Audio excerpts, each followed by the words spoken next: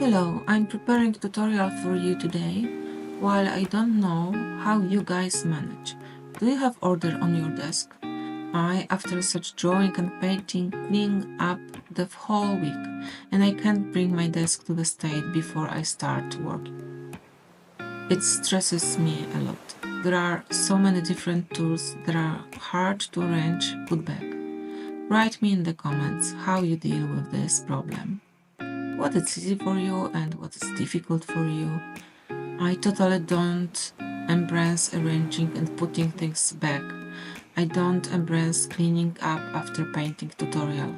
Please tell me briefly what is your story and how you deal with such a problem as clutter on your desk or mess in your painting tools.